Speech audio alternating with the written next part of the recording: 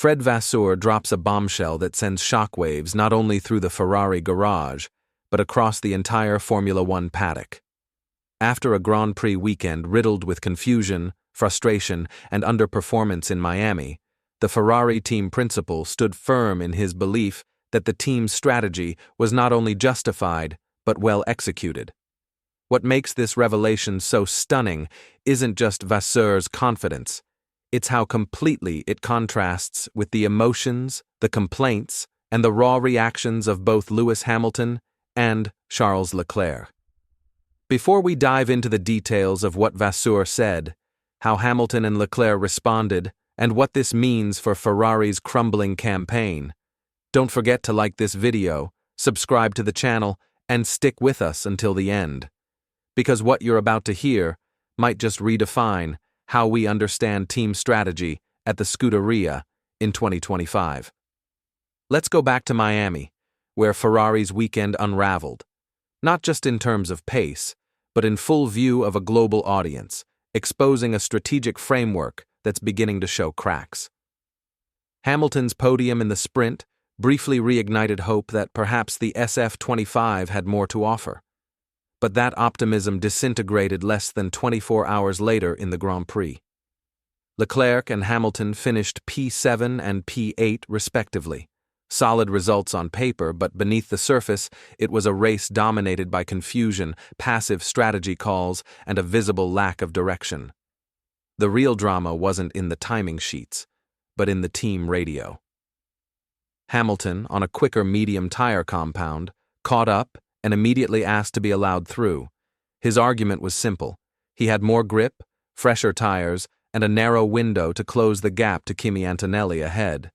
But Ferrari didn't respond. Not immediately. They waited. Hamilton was told to stay behind and use the DRS. That was the tipping point. "This is not good teamwork," he fired back. "That's all I'm going to say." 5 laps later, Ferrari gave in. But the damage was already done. Dirty air had overheated Hamilton's tires, the pace advantage was gone, and the Mercedes ahead was now out of reach. And then, in a twist that only added to the confusion, Ferrari ordered the positions to be reversed again. Now Leclerc was quicker, and Hamilton, already frustrated, was told to move aside. "Have a tea break while you're at it," he snapped sarcastically. When informed that Carlos Sainz was gaining from behind, Hamilton didn't hold back. "You want me to let him pass as well?" The mood post-race was equally telling. Hamilton described the situation as chaotic, criticizing the pit wall's inability to react quickly enough. "You're sitting there with all the data. We're in the car, in the fight, doing calculations while racing. You need to make decisions faster." It was an appeal not just for better communication, but for a fundamental shift in Ferrari's decision-making urgency. Though calmer in tone, Leclerc echoed the sentiment. He stressed that there were no bad feelings between him and Hamilton, but he wasn't shy about the car's limitations. "P8 was the best we could do," he admitted. "And that's the crux of it. The team's problems are bigger than any one driver or radio call.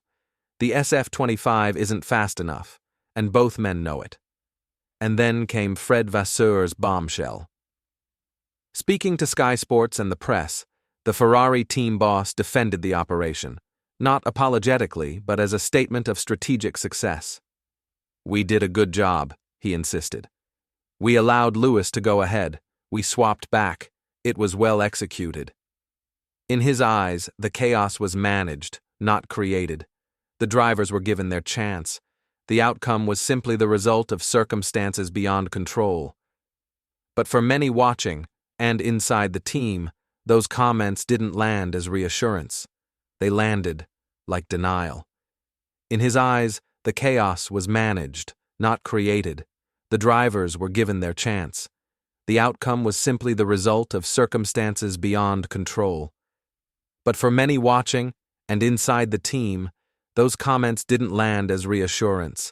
They landed like denial, especially when Vasseur doubled down. "We're racing for Ferrari first, not for individuals."